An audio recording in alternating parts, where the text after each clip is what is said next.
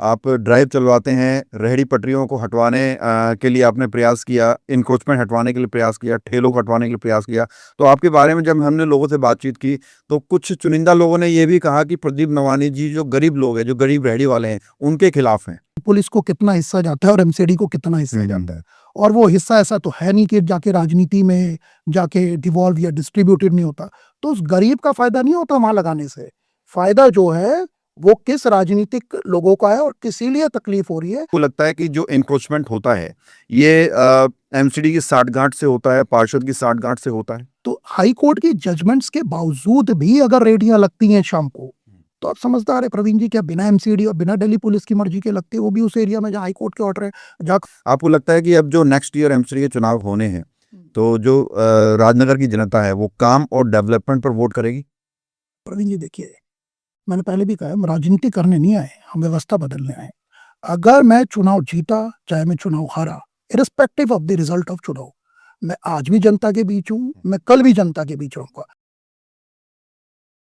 नमस्कार, मैं हूं प्रवीण। इंडिया टाइम 24 न्यूज़ के पॉडकास्ट में आपका बहुत बहुत स्वागत है। और आज हमारे साथ हमारे मेहमान हैं राजनगर पार्ट 2 से आरडब्ल्यूए के general secretary advocate Pradeep Nawani.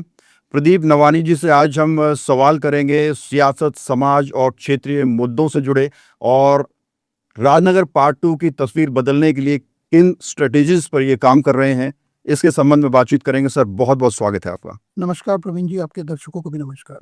Pradeep ji, शुरुआती दौर में जब आपसे मिला था तो हमारी मुलाकात हुई थी एक ड्राइव के दौरान।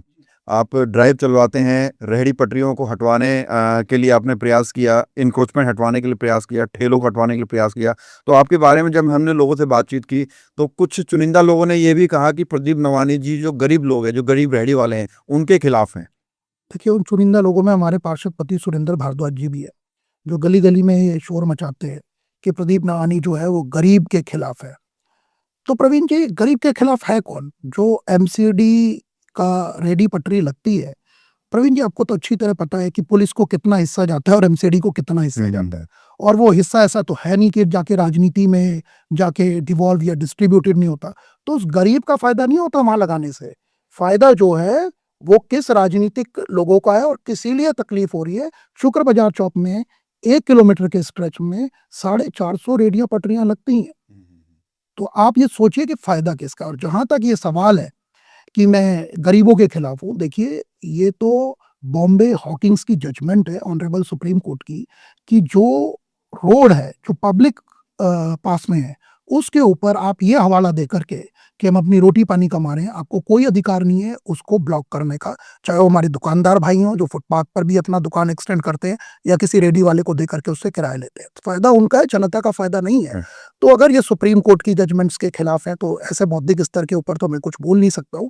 और हाँ, हम इंक्रोचमेंट के कल भी खिलाफ थे, आज भी खिलाफ हैं। और जहाँ तक गरीबों का सवाल हो, कभी सुरेंद्र भारद्वाज जी ने ये तो नहीं बताया कि वहीं पर ही जो रेडी लगाते थे और अब हटा करके वो अंदर अपनी रेडियां लगाते हैं, उनकी बिटिया जो कि मूक और बधिर है, उनको हमने एडमिशन दिलाया। ये आपके चैनल्स में भी आप देख सकते हैं, ये जाकर के हमारे सोशल मीडिया पे भी देख सकते हैं। तो उसका मुझे बखान करने की जरूरत नहीं है। कोई भी जरूरतमंद है, हम उसकी मदद सरकारी स्कीमों से भी कर रहे हैं, अपने कद से ऊपर उठ के कर रहे हैं, वो हम करते रहेंगे। लेकिन इसका मतलब ये नहीं है कि वो सरकारी रास्तों पर आकर के जाम लगाए। वो सुरेंद्र भारद्वाज जी की नीति जी है, हम उसके खिलाफ है। और मैं आपसे पहले कह चुका हूँ, अगर हम जीत के आए तो हम इंक्रोचमेंट मुक्त बनाएंगे राजनगर पार्ट 2। बिल्कुल, इंक्रोचमेंट से आपको बता दें कि दिल्ली की जनता को बहुत परेशानी होती है, और दिल्ली में कई जगहों पर इंक्रोचमेंट होता है, और राजनगर में अक्सर ड्राइव में शामिल रही हैं आप और आपकी टीम। आपको लगता है कि जो इंक्रोचमेंट होता है ये एमसीडी की साठगांठ से होता है, पार्षद की साठगांठ से होता है? प्रवीण जी, आप खुद समझिए कि मेहरौली रोड और रेलवे क्रॉसिंग में ऑनरेबल हाईकोर्ट का ऑर्डर है। हाँ। इस देश की दूसरे नंबर की अदालत है, और हमें नोडल ऑफिसर दिए हुए हैं, दिल्ली पुलिस के भी दिए हुए हैं और एमसीडी के भी दिए हुए हैं आरडब्ल्यूए को। तो हाई कोर्ट की जजमेंट्स के बावजूद भी अगर रेडियां लगती हैं शाम को, तो आप समझदार है प्रवीण जी, क्या बिना एमसीडी और बिना दिल्ली पुलिस की मर्जी के लगते हैं, वो भी उस एरिया में जहाँ हाई कोर्ट के ऑर्डर है, जहाँ कम से कम 8 से 9 ड्राइव तो बुलडोजर की चल चुकी हैं। और रेलवे क्रॉसिंग में तो आप खुद भी देख रहे हैं, लगातार व्हीकल्स उठाने की ड्राइव हम चलाते रहते हैं, आगे भी चलाते रहेंगे। और मैं बार बार बोल रहा हूँ, और अगर हम सत्ता में आए तो हाई कोर्ट के ऑर्डर बड़े सख्ती से लागू होंगे, और हमें तो हाई कोर्ट के ऑर्डर की जरूरत भी नहीं, हम इंक्रोचमेंट वैसे ही साफ कर देंगे। तो जनता को अगर एक नया पार्षद प्रदीप नवानी के रूप में मिलता है तो काफी स्ट्रिक्ट होगा वो? देखिए मैं ये तो नहीं कहूंगा कि स्ट्रिक्ट होगा, पर जो काम होगा विधि संगत होगा, न्याय संगत होगा। और ये तो मैं बोल ही चुका हूँ, जो इंक्रोचमेंट के समर्थक है हाँ। वो पूरा प्रयत्न करें कि हम ये चुनाव हारें। एमसीडी की नालियों पर आप अक्सर बात करते हैं कि उनमें पानी भरा रहता है, जिसकी वजह से जो प्रॉपर्टी है उसकी नींव कमज़ोर होती है, वो पानी बहुत फ्यूचर में नुकसान भी कर सकता है। आप अगर आते हैं, जनता आपको मौका देती है, तो आप इस समस्या को कैसे टैकल करेंगे? देखिए प्रवीण जी, एक होता है व्हाट और एक होता है हाउ। मैं बोलूं कि मैं उसे कर दूंगा, तो ये तो भारद्वाज जी भी काफी समय से ऐसे प्रॉमिस देते हुए आए हैं। मैंने हाउ का उत्तर भी दिया है कि हम कैसे करेंगे। हम इस प्रकार करेंगे कि हम सोर्सेस ढूंढेंगे कि कहाँ से सीवरेज का पानी आ रहा है। उनको समझाने की कोशिश करेंगे कि वो सीवरेज कनेक्शन ले, सीवरेज में डालें। अगर वो नहीं समझते हैं तो हैवी पेनल्टी होगी। किसी भी तरीके से सोर्सेस को ढूंढ करके जो एमसीडी का ड्रेनेज सिस्टम है उसके अंदर सीवरेज को बंद किया जाएगा और सीवरेज को सीवरेज सिस्टम के अंदर छोड़ा जाएगा। पूरे राजनगर पार्ट 2 में सीवरेज सिस्टम है और वहां पर फिर सिर्फ और सिर्फ रेन वाटर का पानी बहेगा और उस रेन वाटर के पानी को भी हम बहने नहीं देंगे। उसको हम रेन वाटर हार्वेस्टिंग प्रोजेक्ट लगा करके उसको पानी जमीन के नीचे देंगे ताकि हमारे सम्मानित निवासियों की टेबल रिचार्ज हो सके और हम उसको यूज कर सकें। और इसके लिए अभी हम पावर में नहीं है प्रवीण जी, लेकिन मैं ऑन रिकॉर्ड कह रहा हूँ, इसके लिए हम ऑनरेबल कोर्ट जा रहे हैं। हमने हमारा पूरा प्रपोजल, हमारी पूरी एनालिसिस तैयार है, हम जा रहे हैं। दुर्भाग्यवश अगर हम सदन में होते तो ये काम हमने सदन में करके कब का करा दिया होता। इसके ऊपर हमने विस्कोसिटी के लॉ के ऊपर भी बोला है, साइंस के लॉ के ऊपर भी बोला है। हम पहले बता चुके हैं कि हम इसको कर कैसे रहे। तो अगर आपके अंदर भावना हो तो करना आसान है, लेकिन उसके लिए फाइल बनानी पड़ेगी। और सुरेंद्र भारद्वाज जी फाइल बनाने से ज्यादा बयान बहादुर बनने की कोशिश करते हैं और बयानों के ऊपर अपनी राजनीति चलाते हैं। हम फाइल के ऊपर चलाते हैं, हम कलम से चलाते हैं। बिल्कुल प्रदीप जी, जनता समझदार तो है, लेकिन जनता भोली भी है। इलेक्शन जब आते हैं तो अलग-अलग वादे इनके साथ किए जाते हैं, जनता बहकावे में आ जाती है, जनता को भड़काया जाता है। आपको लगता है कि अब जो नेक्स्ट ईयर एमसीडी के चुनाव होने हैं, तो जो राजनगर की जनता है, वो काम और डेवलपमेंट पर वोट करेगी? प्रवीण जी देखिए, मैंने पहले भी कहा है, हम राजनीति करने नहीं आए, हम व्यवस्था बदलने आए। अगर मैं चुनाव जीता, चाहे मैं चुनाव हारा, irrespective of the result of चुनाव, मैं आज भी जनता के बीच हूँ, मैं कल भी जनता के बीच रहूंगा। चुनाव हारने का डर तो उसको सताएगा प्रवीण जी, जिसको लंबी लंबी कारें लेनी है, द्वारका में फ्लैट लेने हैं, गोवा में जाके प्लॉट लेने हैं, एक लेंटर माफिया चलाना है, एक लग्जरी लाइफ जीनी है, बेटों को दुबई भेजना है, फॉरेन कंट्रीज के ट्रिप्स करने हैं। इसलिए मेरे लिए चुनाव की हार और जीत फर्क और मैटर नहीं करती। लेकिन हाँ, अगर मुझे राजनगर पार्ट 2 की जनता ने प्यार दिया, आशीर्वाद दिया, तो हम राजनगर पार्ट 2 में एक नया डेवलपमेंट, एक नई हिस्ट्री क्रिएट करेंगे और ये हमारे अंदर कैपेबिलिटीज हैं, क्षमताएं हैं। आप लगातार सुरेंद्र भारद्वाज पर सवाल उठाते हैं, उनके कार्यों पर सवाल उठाते हैं। वो आपकी फंडिंग पर आवाज़ उठा रहे हैं, आपकी फंडिंग पर सवाल उठा रहे हैं। प्रवीण जी देखिए, जहाँ तक फंडिंग का विषय है, मैंने आपको पहले भी बताया कि मेरा 17 साल का वकालत का एक्सपीरियंस है। प्रवीण जी 17 साल के बाद लगभग 4-5 सालों से मैं अपनी इंडिपेंडेंट लॉ फर्म चला रहा हूँ। उसपे 4-5 मेरे एसोसिएट्स भी हैं। तो मेरा एक प्रोफेशन है, उसकी मैं आईटीआर भर रहा हूँ, इनकम टैक्स रिटर्न भर रहा हूँ। पलट के अगर मैं यही सवाल सुरेंद्र भारद्वाज जी से पूछ लूँ, सबको पता है राजनगर पार्ट 2 में उनका क्या प्रोफेशन था। कभी ताश खेलते थे वो गली कूचों में बैठ के, फिर हमारे सतप्रकाश राणा जी एमएलए थे, फिर उनके ऑफिस में भी इन्होंने कार्य किया है। तो ये पहले मुझे ये बताएं कि मेरा तो एक प्रोफेशन है, कमाई का जरिया है, उसमें आईटीआर आ रही है। इनका क्या जरिया था प्रवीण जी कि चुनाव जीतते ही इनके वारे न्यारे हो गए? कुछ ऐसा फार्मूला हमें भी बता दें। उसके बाद 4-5 प्लॉट इन्होंने राजनगर में ले लिए, ये इनका एफिडेविट बोल रहा है चुनावी। इनकी वाइफ ने भी 2-3 प्लॉट ले लिए, द्वारका में फ्लैट ले लिया गया, गोवा में प्रॉपर्टी ले ली गई। वो प्रॉपर्टी के डॉक्यूमेंट हमारे पास नहीं है, डिनाई करेंगे तो हम पब्लिक को दे देंगे, आपको दे देंगे। तो प्रवीण जी उसके बाद बड़ी-बड़ी गाड़ियाँ आ गई, इनके बेटे दुबई के ट्रिप मार रहे हैं, नई-नई कारें, जो लग्ज़री कार जो फ़िल्मों में चलती है, उसके साथ फ़ोटो खिंचवा रही हैं। तो मैं इनसे पूछना चाहता हूँ कि भाई साहब ऐसा कौन-सा फ़ॉर्मूला है? ये हमें भी बता दीजिए, जो मेरी फंडिंग में सवाल उठा रहे हैं। मैं तो एक प्रैक्टिसिंग एडवोकेट हूँ, मेरी आय का ज़रिया है और मैं कोई लाखों करोड़ों तो खर्च कर नहीं रहा हूँ प्रवीण जी। और तब भी मैं ऑन रिकॉर्ड इनको कह रहा हूँ, सब कुछ मेरी आईटीआर में रिफ्लेक्ट है। ये अपनी आईटीआर, अपनी बैंक की किताब ये रख दे जनता के सामने और मैं रख देता हूँ, मेरी फंडिंग ही क्या। और अगर प्रवीण जी आ गया ना, तो प्रिवेंशन एंड करप्शन एक्ट के 2-3 मुकदमे और ले लेंगे अपने ऊपर। अगर ढंग से स्क्रूटनी हो गया अकाउंट और ढंग से अगर एमसीडी की स्क्रूटनी में आ गया कि कितने ठेके छूटे और कितना लगा, तो ये मैं सुरेंद्र भारद्वाज जी से कहना चाहूँगा, इस पे एक इंडिपेंडेंट डिबेट रख लें। मैं अपनी आईटीआर लेके आ जाऊँगा, बैंक स्टेटमेंट लेके आ जाऊँगा, आप भी आ जाएँ। 5 मिनट के अंदर हम ये भी साबित कर देंगे डिबेट कि के लिए आप, तैयार हैं आप? मैं तो जी सुरेंद्र भारद्वाज जी हूँ या कोई भी हो जो राजनगर पार्ट 2 के मुद्दों के ऊपर बात करना चाहता हो, हमारे ऊपर कोई भी प्रश्न उठा रहा हो, उसके लिए भी हम डिबेट के लिए तैयार है। इतनी बड़ी बात कह रहा हूँ प्रवीण जी, आईटीआर और बैंक स्टेटमेंट लेके आ जाता हूँ 5 सालों की, 10 सालों की, 15 सालों की, जितनी कहें। RWA के जितने भी हिसाब किताब है सोसाइटी एक्ट में रजिस्टर्ड है हमारे RWA। और मैं सुरेंद्र भारद्वाज जी को बताना चाहूंगा, हर साल सोसाइटी एक्ट का रजिस्टर, उसके अकाउंट, सीए से ऑडिट अकाउंट सबमिट होता है। वो तो ये भी कहते हैं कि जो गलियों में इलीगल शराब विक्रेता हैं उनको भी आप सहयोग कर रहे हैं। देखिए, बड़ा ही हास्यप्रस्त बयान है ये।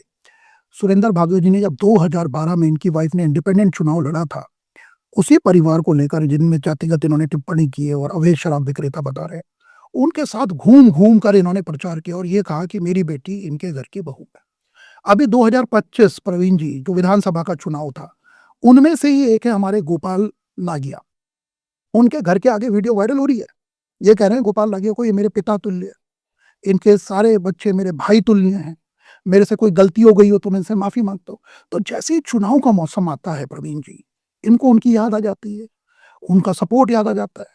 किसी को पिता तुल्य बताते हैं, किसी को भाई तुल्य बताते हैं, किसी से रैली में 400 लोग अरेंज करने के लिए कहते हैं। इनकी वॉइस रिकॉर्डिंग भी है उन लोगों के पास, और वो उसको वायरल भी की हुई है उन लोगों ने। तो मैं इनसे ये पूछना चाहूंगा कि संरक्षण दे कौन रहा है भारद्वाज जी? चुनाव के टाइम में तो आप ही बाप तुल्य बताते हैं, चुनाव के टाइम में आप पिता तुल्य, भाई तुल्य बताते हैं, चुनाव खत्म होते ही आपको याद आ जाता है। और वो याद क्यों आ रहा है? क्योंकि जनता का ध्यान भटकाना है। अपना तो कुछ एमसीडी में काम किया नहीं है, वरना जनता एमसीडी के काम के बारे में पूछ जाएगी। तो केंद्र सरकार के मुद्दे उठाने में इनको इंटरेस्टेड है, और एमसीडी तो भगवान भरोसे इन्होंने छोड़ी हुई है। सर, मेरा अगला सवाल ये है कि आप क्या RWA का इस्तेमाल कर रहे हैं राजनीति मंच के लिए? देखिए प्रवीण जी, ऐसा है नहीं, पर ये आरोप मेरे ऊपर लगातार राजनीतिक भावना से प्रेरित लोग लगाते भी रहे हैं। देखिए प्रवीण जी, जब RWA की बात आती है तो रेजिडेंट्स वेलफेयर एसोसिएशन है, गवर्नमेंट और नागरिकों के बीच में, रेजिडेंट्स के बीच में पुल की तरह, ब्रिज की तरह काम करता है। तो जो भी हम RWA के काम करेंगे, जाहिर सी बात है, अगर काम नहीं होगा तो हम सवाल भी उठाएंगे। जो काम राजनीतिक दलों को करना चाहिए वो हम करेंगे। आज तक राजनगर पार्ट 2 की राजनीति जो चलते हुए आई थी, वो चाय के कप, पानी और शरबतों के ऊपर थी। इन्होंने अपना पूरा राजनीतिक जीवन में से, मैं ये सबके बारे में कह रहा हूँ जो राजनगर पार्ट 2 वार्ड के आज तक राजनीति करते रहे हैं, पहली बार हमने ऐसा लाने का प्रयास किया। और आप मेरे रिकॉर्ड उठा के देख भी लीजिएगा और इंडिपेंडेंट क्वारी कर लीजिएगा, मैंने किसी भी रेजिडेंट के घर जा करके चाय के कप, पानी और शरबत पी करके अपना बेस नहीं बनाया है। हमने काम के बलबूते पे बनाया है, हमने मुद्दे उठाए हैं, उनको जाकर के गवर्नमेंट अथॉरिटीज के साथ घंटों बिताए मेरी टीम ने, उनके साथ हमने डिस्कशन किए, पॉलिसी इंप्लीमेंट की है। जहाँ उनके द्वारा हो गई डिस्कशन के द्वारा, वहाँ वो हो गई, जहाँ पर नहीं हो पाई वहाँ हमने कोर्ट से जाकर के लाए। तो उनको बड़ा चुभ रहा है कि ये शरबत पानी को छोड़ करके क्या वैसा भी करना पड़ेगा कि हाई कोर्ट से ऑर्डर ला करके सुबह 5 बजे दिल्ली जल बोर्ड की टीम के साथ क्या लोगों के घर जाना पड़ेगा, क्या हमें काम भी करना पड़ेगा? तो इनको काम करने से प्रॉब्लम है, इसीलिए बोल रहे हैं कि मैं RWA को एक राजनीतिक मंच की तरह यूज कर रहा हूँ। और भारद्वाज जी के ऊपर जो लगातार बोलते हैं कि इसको तो चुनाव लड़ना है, तो उनसे मैं पूछना चाहता हूँ कि चुनाव लड़ने की रिजर्वेशन आपने और 2-3 लोगों ने कर रखी है क्या आपस में? कुछ ऐसी सेटिंग कर रखी है कि हम आएंगे तो तुम मत पूछना, तुम आओगे तो हम मत पूछना, सिक्का उछलेगा, या तो हेड आएगा या टेल आएगा। एक बयान बहादुर पहले थे, 2012 से लेकर 2012 से 2018 तक भारद्वाज जी की वाइफ थी, 18 से 22 तक हमारे एक बयान बहादुर थे, 22 के बाद ये आ गए। तो क्या कुछ आपस में कुछ ऐसा भी कर रखा है कि हेड या टेल हम ही खेलते रहेंगे और एक दूसरे से कोई सवाल नहीं पूछेंगे? तो मैं दोनों को बता देना चाहता हूँ कि चुनाव लड़ना सिर्फ आप जी का अधिकार नहीं है, कोई भी राजनगर पार्ट 2 का नागरिक जाकर के चुनाव लड़ सकता है। और जहां तक मंच यूज करने की सवाल है, मंच यूज तो मैं बिना नाम लिए कह रहा हूँ, उन्होंने किया है। जो सत्यप्रकाश राणा जी के ऑफिस में जा जा करके, बाहर ऑफिस में बैठते थे, कभी टैंकर बुक कराते थे, कभी टैंकर लेकर के पहुंच जाते थे वो, और बाद में अपने ही राजनीतिक गुरु को छोड़ करके अपना मंच अलग इस्तेमाल कर लिया। प्रवीण जी, मैंने किसी राजनीतिक आदमी के साथ बैठ करके, उसकी चाटुकारिता कर करके अपना बेस नहीं बनाया है, हमने काम के बलबूते पे बनाया। और ऐसे सभी लोगों को मैं 2 पंक्तियां फिर कहना चाहूंगा, कितने सांचों में ढल के आए हैं, एक ख्वाब सा पल के आए हैं, जहां तुम सिफारिश से पहुंचे हो, हम खुद चल के। बहुत बढ़िया। प्रदीप जी, ये बताइए, जब हम बात करते हैं पानी की, जब हम बात करते हैं सड़क सीवर की, तो ये तो पार्षद के सब्जेक्ट नहीं है, उनके वो नहीं करा सकते इस पर काम, लेकिन फिर भी आप इसी बीच उनको रेलते हैं। तो ये किस तरह की राजनीति है? प्रवीण जी, मैं आपकी बात से पूर्णतः सहमत हूँ कि एमसीडी की जो जुरिस्डिक्शन है वो शिवरेज की नहीं है और पानी की नहीं है, लेकिन हमारे राजनगर पार्ट 2 में काफ़ी जगह जो सीवरेज है वो एमसीडी चैनल से पास होकर के जाता है। फॉर एग्जांपल, अगर आप मेहरोली रोड का सीवरेज देखेंगे तो वाल्मीकि मंदिर से जो सीवरेज गिरता है पहले एमसीडी के चैनल में गिरता है, वहां से दिल्ली जल बोर्ड में जाता है। निरंकारी भवन के पास भी ऐसा ही है, 1-2 जगह एच और एफ ब्लॉक में भी ऐसा है। खैर प्रवीण जी, इस चीज को साइड में रखे मैं ये बताना चाहता हूँ कि ऐसा क्यों है, क्यों ये जिम्मेदार है। प्रवीण जी देखिए, लेंटर माफिया को कंट्रोल में रखने की जिम्मेदारी एमसीडी की है, ये आप मानते होंगे। खुद इनके भाई बिल्डर हैं, आधे राजनगर पार्ट 2 में कंस्ट्रक्शन उन्होंने ही की हुई है। प्रवीण जी, जब एक 200 गज की जगह में 23 मकान बनते हैं और हमारी जो एग्जिस्टिंग व्यवस्था है सीवरेज की, उस गली में 400 लोगों के लिए बनी हो और आप उसके ऊपर लगातार लोड डालें, तो क्या वो सीवरेज व्यवस्था कोलैप्स नहीं होगी? जो पानी का डायामीटर है, पाइप का एक डायामीटर होता है, वो एग्जिस्टिंग पॉपुलेशन को देख करके बना है और पहले ही उसमें प्रेशर कम है और आप लगभग 1 साल में उसके ऊपर 400 से 500 कनेक्शंस का बोझ डाल रहे हो, 200-200 गज के प्लॉट में 25-25 मकान बना करके, तो आप कोलैप्स नहीं कर रहे हो क्या? अपने इकोनॉमिकल फ़ायदे के लिए। पर लेंटर किसको क्या जाता है, राजनगर पार्ट 2 की जनता को अच्छी तरीके से पता है।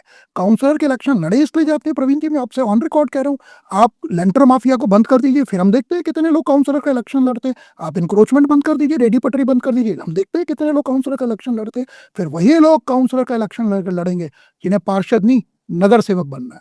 और प्रवीण जी, अब नगर सेवक बनने आए हैं, लेंटर माफिया में हम अभी भी लगातार बोल रहे हैं, एक्शन भी ले रहे हैं और अगर हम गलती से सत्ता में आ गए तो लेंटर माफिया और इंक्रोचमेंट के ऊपर बहुत बड़ी गाज गिरने वाली है, क्योंकि हमारा पहला उद्देश्य है सीवरेज और जो हमारा पीने का पानी है उसको व्यवस्थित करना। मैं आपसे बोल भी चुका हूँ कि WTP में पानी 2 गुना होगा जब नया खुलेगा।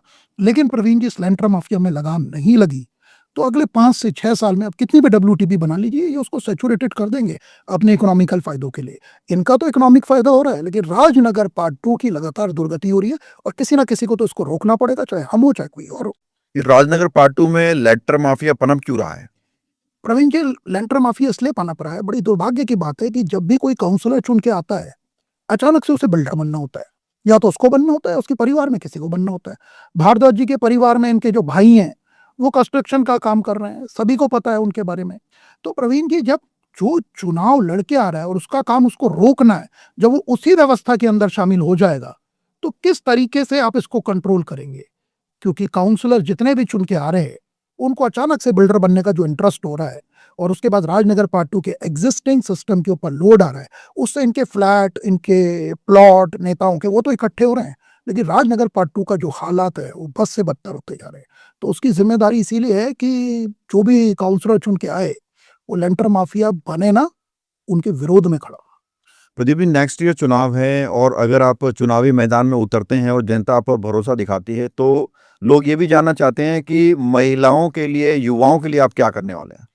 देखिए प्रवीण जी, थोड़ी देर पहले आपने क्वेश्चन भी पूछा था, मेरे ऊपर आरोप भी लगते हैं कि मैं दुकानदारों के अगेंस्ट हूँ। देखिए, सिर्फ दुकानदारी इसी से नहीं बढ़ती कि आप फुटपाथ में खरीद लें, मैं आपकी बात को कनेक्ट कर रहा हूँ। अगर हम आए तो बेशक फुटपाथ इनको छोड़ने पड़ेंगे, आज भी हमने छुड़वाए हैं, बल्कि फुटपाथ से परमानेंट स्ट्रक्चर बुलडोजर से हटवाई हुई है। लेकिन प्रवीण जी, जो मेहरौली रोड है, क्या आपको ये पता है, मिक्स लैंड यूज है, सेमी कमर्शियल है। अगर हम आते हैं तो हम इसका फुल्ली कमर्शियल का प्रपोजल रखेंगे और मुझे बताने की जरूरत नहीं है कि जब वो फुल्ली कमर्शियल हो जाएगी, जो दुकानदार अंदर भी करके अपना सामान बेचेंगे, बिल्कुल लीगल तरीके से बेचेंगे, उनके दुकान की वैल्यू 2 गुना होगी प्रवीण जी। कॉर्पोरेट ऑफिसेस आएंगे और अगर कॉर्पोरेट ऑफिसेस आएंगे तो हमारी जो सम्मानित महिलाएं हैं वो वहाँ BPO में काम कर सकती हैं। कॉर्पोरेट ऑफिस आएंगे तो जो हमारे बच्चे हैं, जो हमारे भाई हैं, वो वहाँ पे सॉफ्टवेयर इंजीनियर्स का काम कर सकते हैं, दूसरी चीज़ें कर सकते हैं। तो इस तरीके से हम रोजगार को भी पनपाएंगे, मेहरौली रोड को फुली कमर्शियल करके, और इवन रेलवे क्रॉसिंग रोड की तरफ भी हम चाहेंगे तो उसको भी फुली कमर्शियल करने के जो प्लान्स हैं, हम लगातार ये करेंगे कि राजनगर पार्ट 2 में कॉर्पोरेट ऑफिसेज आए, कॉर्पोरेट हब्स आए, एक साफ सुथरा माहौल हो, लोगों को रोजगार के अवसर मिले। तो अगर हम आए तो महिलाओं के लिए हो या हमारे बच्चों के लिए हो, रोजगार के अवसर निरंतर खोले। ये तो युवाओं के रोजगार की बात हो गई, महिलाओं की बात हो गई। सीनियर सिटीजन के लिए आप क्या करेंगे, जिनको अच्छे पार्क चाहिए होती हैं, खुली हवा चाहिए होती है? बच्चों के लिए क्या करेंगे, जिनको प्लेग्राउंड्स चाहिए होते हैं, अच्छे स्कूल चाहिए होते हैं? देखिए प्रवीण जी, अभी हम सत्ता में नहीं है, MCD हमसे कोसों दूर है। उसके बावजूद भी ये सबको पता है कि DDA पार्क में हमने हॉर्टिकल्चर से डिपार्टमेंट से बात करके घास भी लगवाई, पौधे भी लगवाए। आप वहाँ जाकर के देख सकते हैं, हमारे सोशल मीडिया में भी है। DJB को इन्वॉल्व करके टैंकर भिजवाया और बड़े सोचनीय प्रश्न है ये हमारी पार्षद से कि DDA का जो पार्क है, MCD की जुरिस्डिक्शन है उसके पास प्रवीण जी। आपको पता है प्रवीण जी, वहाँ पर पानी तक की व्यवस्था नहीं है। जो ड्रिंकिंग वाटर पाइपलाइन है उसका कनेक्शन वहाँ पर दिया गया, कभी पानी आता है, कभी नहीं आता। तो मैं भारद्वाज जी से पूछना चाहूँगा, कुछ प्रयत्न करते और जो सीवरेज का पानी है, चलो आपने MCD में सीवरेज ही छोड़ रखा है, एक छोटा-सा STP प्लांट लगा देते जो कि सीवरेज को ट्रीटमेंट करता और वो सीवरेज का पानी आप वहाँ पौधों पे ट्रीटमेंट करने के बाद पौधों पे दूसरी जगह छोड़ सकते थे। तो जो पार्क इन्होंने भगवान भरोसे छोड़ रखे, अगर हम आते हैं तो एक छोटी एसटीपी लगा करके वहाँ का सीवरेज ट्रीटमेंट का प्लांट का लगभग 3 बार वहाँ का पानी छोड़ा जाएगा। उसकी घास के, उसके पौधों के ऊपर हम अभी भी काम कर रहे हैं, उसके बाद तो हम दोगुनी रफ्तार से काम करेंगे। डीडीए पार्क को वाक़ई वो पार्क बना के दिखाएँगे, जो लोगों का सपना है और वहाँ हमारे बच्चे जो है वो खेल सकते हैं। तो ज़मीन के अभाव में जितने पार्क हैं हम उनको डेवलप करने की कोशिश करेंगे। जो ज़मीनें इंक्रोच हो रखी हैं, किसी न किसी सरकारी डिपार्टमेंट ने घेर रखी हैं, उनको खाली करा के वहाँ भी पार्क या जो सामुदायिक भवन है, उसको बनाने की कोशिश करेंगे, प्रयत्न करेंगे और बल्कि बनाएँगे भी। नहीं बनेंगे तो कोर्ट के ऑर्डर लेके आएँगे प्रवीण जी। तो आने वाले टाइम पर 5 सालों का आपका क्या कुछ विज़न है? देखिए प्रवीण जी, 5 सालों का जो विज़न है, वो राजनगर पार्ट 2 के लिए एक रफ्तार का विज़न है। पहला तो मैं बता ही चुका हूँ कि जो रोडें हैं, मिक्स लैंड यूज़ है, मेहरौली रोड, उसको फुली कमर्शियल डेवलप करने का विज़न है, ताकि वहाँ पे कॉर्पोरेट ऑफ़िस आ सके। जो हमारे दुकानदार भाई हैं, उनके दुकानों की कीमत दोगुनी हो सके और वो द्वारका को और जो पालम की मार्केट है, उसको टक्कर दे सके। उसके अलावा जो हमारा ड्रेनेज सिस्टम है, मैं पहले ही बता चुका हूँ, उसको हम काले गंदे युक्त पानी से मुक्त करना चाहते हैं। ड्रेनेज का वाटर का पानी बहेगा, बरसात का बहेगा। हम उसके ऊपर वाटर हार्वेस्टिंग सिस्टम लाना चाहते हैं, लाइट के ऊपर सोलर सिस्टम लाना चाहते हैं, एमसीडी की डिस्पेंसरी लाना चाहते हैं, एमसीडी का समुदाय भवन बनाना चाहते हैं। एक नई व्यवस्था खड़ी करना चाहते हैं, जिसको हम कहेंगे स्वराज। जनता जहाँ चाहेगी, जनता जो चाहती है, वो पैसा वहाँ खर्च करना चाहते हैं, ना कि अपने फ़ायदे के लिए लेंटर माफियाओं से, रेहड़ी पटरी वालों से, शुक्र बाज़ार चौक से पैसा कमाने के लिए नहीं आना चाहते, व्यवस्था बदलने के लिए आना चाहते हैं। राजनगर पार्ट 2 में बहुत सारी पार्टियाँ आई, बहुत सारी पार्टियों के नेता पार्षद बने, विधायक बने। 25-30 सालों तक जो नेता नहीं कर पाए, आपको लगता है कि अब 5 साल में कर पाएँगे वो चीज़? प्रवीण जी, ये बहुत अच्छा क्वेश्चन पूछा है आपने, लेकिन इसके पीछे एक मेरा तर्क ये है कि देखिए, जब कोई राजनीति में आता है, तो उसको जवाबदेह होना चाहिए। तो जवाबदेह तो नहीं रहता। अगर आप हमारे प्रोफ़ेशन में देखेंगे, चाहे कोई एडवोकेट हो, मैं प्राइवेट की बात कर रहा हूँ प्रवीण जी आपसे, चाहे कोई एडवोकेट हो, चाहे कोई डॉक्टर हो, चाहे कोई चार्टर्ड अकाउंटेंट हो। प्रवीण जी, अगर हम परफ़ॉर्म नहीं करते ना, तो क्लाइंट हमें 3 हियरिंग में बदल देता है। हमें ऑन द स्पॉट जाकर के वहाँ पर परफ़ॉर्म करना होता है। हम परफ़ॉर्मेंस नहीं करेंगे तो पीछे से देख रहा है, जाकर के वो बदल देगा। जिस दिन ये जवाबदारी नेताओं की आने लग गई, आप सिस्टम को चेंज होता हुआ देखेंगे। लेकिन इनका क्या है, ये हो चुके ढीठ। इनको ऐसा लगता है अब तो हमें चुन लिया, अब चाहे काम करो, ना करो, आप छाती पीटते रहो, 5 साल तक तो हम बने रहेंगे। जब 5 महीने चुनाव के होंगे, आपके घर शरबत भी पिएँगे, बातें भी करेंगे, क्षेत्रवाद की बातें करेंगे, दूसरी बातें करेंगे, तब वोट लेंगे। तो जब ये नीति बदलेगी कि आपके अंदर अकाउंटेबिलिटी आएगी, आप जनता को जो क्वेश्चन पूछ रहे हैं उसके आंसर देंगे, आप ट्रांसपेरेंट रहेंगे। क्या किसी भी काउंसलर ने आज तक ये बताया प्रवीण जी कि टोटल ये वर्क ऑर्डर आए और ये वर्क ऑर्डर उसने पब्लिक किए? हम कोई भी गए हों, जैसे हम लेगी टेंट हाउस गए, वहाँ पर वर्क ऑर्डर जो आया था हमने उसको पब्लिक किया, जनता को बताया कि इतना पैसा एलोकेट हुआ है, आप देख लो वो रोड बन रही है कि नहीं बन रही इतने पैसे की। जिस दिन ये अकाउंटेबिलिटी आएगी और जनता के साथ आप पारदर्शी हो जाएंगे, उस दिन अपने आप व्यवस्था हो जाएगी। लेकिन इनका जो राजनीतिक माइंडसेट है कि आप कौन होते हैं पूछने वाले जी, मैं अपने हिसाब से करूँगा। तो ये माइंडसेट चेंज करना पड़ेगा। ये माइंडसेट 30 सालों से नहीं आया, इसलिए राजनगर पार्ट 2 का डेवलपमेंट नहीं हुआ। जिस दिन ये माइंडसेट बदलेगा और अकाउंटेबिलिटी आएगी, ट्रांसपेरेंसी आएगी, हम जनता के सामने रखेंगे और उनसे पूछेंगे कि जी ये फंड आया था, इससे ये काम हुआ, आप संतुष्ट है कि नहीं है? और जनता कहेगी हम संतुष्ट नहीं है, तो हम जो ठेकेदार है, उसका पैसा पास ही नहीं होने देंगे, हम साइन ही नहीं करेंगे कंप्लीशन। आप अक्सर कहते हैं कि आप किसी भी पार्टी को सपोर्ट नहीं करते। भारत में बीजेपी पार्टी की सरकार है, दिल्ली में बीजेपी है। बावजूद इसके आप अपने ऑफ़िस में बीजेपी की जो तमाम योजनाएँ हैं, उसके संबंध में कैंप लगाते हैं। चाहे वो लक्ष्मी योजना हो, चाहे वो पीएम उदय योजना हो, चाहे वो राशन कार्ड की कोई पॉलिसी हो। तो जब आप पार्टी को किसी सपोर्ट ही नहीं करते, तो उस पार्टी की योजनाओं के कैंप आपके ऑफ़िस में क्यों लगाए जाते हैं? देखिए प्रवीण जी, हम एक समाज सेवी काम भी करते हैं, रेज़िडेंट्स वेलफेयर एसोसिएशन भी हैं, एडवोकेट भी हैं, हमारे ऊपर सोशल कॉज़ का दायित्व भी है। तो अगर सरकार कोई ऐसी स्कीम लाती है, तो हमारा फ़र्ज़ है उसको ज़रूरतमंदों तक पहुँचाना। मैं पहले भी बोल चुका हूँ, ये मोदी जी ने भी बोला है और जो हमारी सीएम है रेखा जी, उन्होंने भी बोला है कि जितनी भी रेज़िडेंट्स वेलफेयर एसोसिएशन है, वो सरकार और पब्लिक के बीच में एक ब्रिज का काम करती है।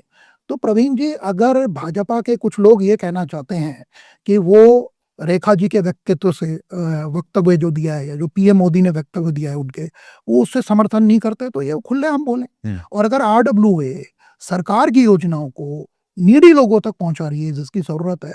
तो सरकार का एक भागीदार बनकर के हम उसका काम कर रहे हैं, जो काम इनको करना चाहिए था, जो सो कॉल्ड कार्यकर्ता अपने आप को बनते हैं। और कार्यकर्ता बनने का ये मतलब नहीं है कि आपको एक्सक्लूसिवली मोदी जी ने कह दिया, रेखा जी ने कह दिया कि आज से आप ही एक एजेंट हो, आप ही बांटोगे बस इसको जा करके, और खुद तो कुछ करना नहीं है, किसी दूसरे को काम करने नहीं देंगे। तो अगर सरकारी योजनाओं को जमीन तक पहुंचाना, अगर मैं अपोजिशन में भी रहा तो, और अगर दूसरी विपक्षी पार्टी कोई ऐसी बोल आती है, मैं ऑन रिकॉर्ड ऑन कैमरा बोल रहा हूँ, अगर वो पब्लिक के हित में होगी तो चाहे हमारी विपक्षी पार्टी लाएगी, हम उसको भी पहुंचाएंगे।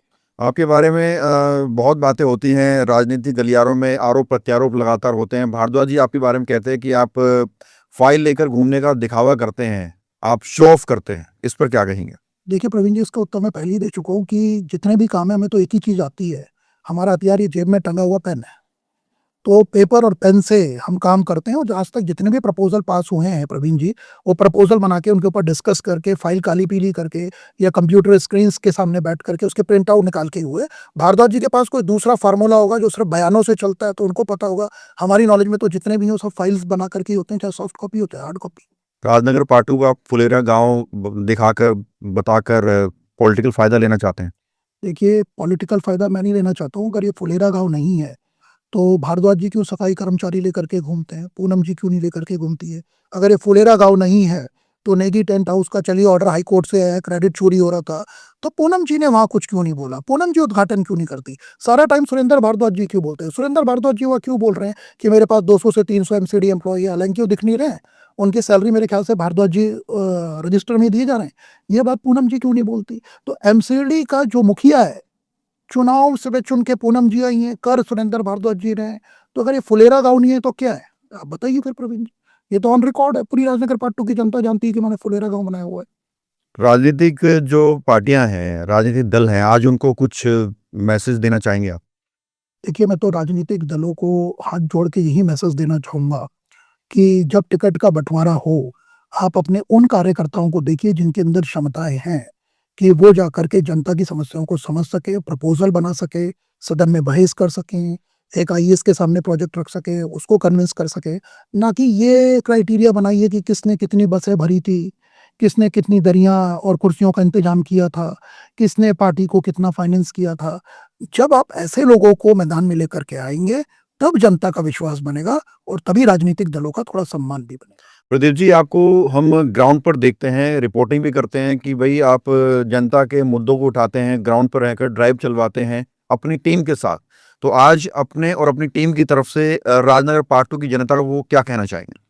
देखिए जी, मैं राजनगर पार्ट 2 की जनता को तो हम लगातार ही संदेश देते रहते हैं, पर राजनगर पार्ट 2 की जनता की तरफ से जो राजनीतिक सिस्टम है, उसको आज मैं एक संदेश ज़रूर देना चाहूँगा, और इसमें भी प्रवीण जी मैं 2 पंक्तियों के माध्यम से ही दूँगा।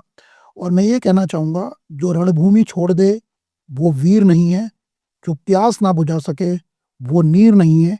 कुर्सी पर बैठे नेता किसी अहंकार में ना रहें, क्योंकि सत्ता किसी की पर्सनल जागीर नहीं है। तो इनको अब सोचना पड़ेगा, समझना पड़ेगा, ग्राउंड पे उतरना पड़ेगा और जनता का काम करना पड़ेगा। नहीं करना पड़ेगा तो ये नहीं करेंगे, और भारद्वाज जी को स्पेशली कहना चाहूँगा, तो ये जनता अच्छी तरह जानती है कि अर्श से लेके फर्श में कैसे आना है। अभी विधायक के चुनाव में वो देख ही चुके हैं, खुद उन्हें अपने ही वार्ड से वोटें नहीं मिली है, अपने ही वार्ड से अपने निकटतम प्रतिद्वंदी कैलाश गहलोत जी से अपने वार्ड से भी हारे हैं। तो उनको चिंतन और मनन करने का समय नहीं करेंगे तो जनता बाकी उनको दिखाई देगी आगे क्या करना है। जनता को भड़का रहे हैं आप? देखिए प्रवीण जी, मैं जनता को भड़का नहीं रहा हूँ, मैं तो जनता को जगा रहा हूँ। अगर देखिए कहीं न कहीं युद्ध भूमि में तो उतरना पड़ेगा। युद्ध भूमि का मतलब ये नहीं है आप हथियार लेके उतर जाइए। युद्ध भूमि का मतलब है वैचारिक युद्ध भूमि, तार्किक युद्ध भूमि। और जो लोग कहते हैं कि मैं राजनीति कर रहा हूँ, मैं उनको भी ये कहना चाहूँगा कि आज का जो सिस्टम है, प्रवीण जी, या तो आप राजनीति में हैं या आप राजनीति के शिकार हैं। और मेरे वर्ड आप लेकर के जाइएगा, तो राजनीति का शिकार होने से बेहतर है आप राजनीति में आएँ, व्यवस्था बदलें, अपनी आवाज़ उठाएँ। तो मैं भड़का नहीं रहा हूँ, मैं उनको ये बता रहा हूँ कि अपने अंदर सोए हुए अर्जुन को, राम को, जिनके हम वंशज हैं, उन सबको, महाराणा प्रताप को, इन सबको जगाना पड़ेगा। अपने वैचारिक योजनाओं को जगाना पड़ेगा, अपने सोए हुए अहंकार को जगाना पड़ेगा, तब जाकर के ये राजनीतिक व्यवस्था बदलेगी। और प्रवीण जी, अगर शांति चाहिए तो कहीं न कहीं वैचारिक युद्ध तो करने पड़ते हैं, वरना बंसी बजाने वाला भगवान महाभारत ना करवाता। प्रदीप जी, ये तमाम बातचीत के लिए आपका बहुत बहुत शुक्रिया। नमस्कार, नमस्कार। तो ये थे हमारे साथ एडवोकेट प्रदीप नवानी जी, जिन्होंने मेरे हर एक सवाल का जवाब बड़ी ही बेबाकी से दिया और कहीं न कहीं ये प्रयास कर रहे हैं कि सिस्टम बदले, और सिस्टम बदलेगा तो अपने आप में क्षेत्र बदलेगा और बच्चों को, महिलाओं को, बुजुर्गों को खुली हवा मिलेगी, आने-जाने का रास्ता मिलेगा, अच्छे पार्क मिलेंगे, अच्छे स्कूल मिलेंगे और कहीं न कहीं सीधे तौर पर कहा जाए तो प्रदीप नवानी जी राजनगर पार्ट 2 के भविष्य को बदलने की तैयारी में हैं। आपसे फिर मुलाकात होगी एक नई शख्सियत के साथ। देखते रहिए इंडिया टाइम 24। खबरों से खबरदार रहने के लिए चैनल को सब्सक्राइब करें और प्रेस करें बेल आइकन।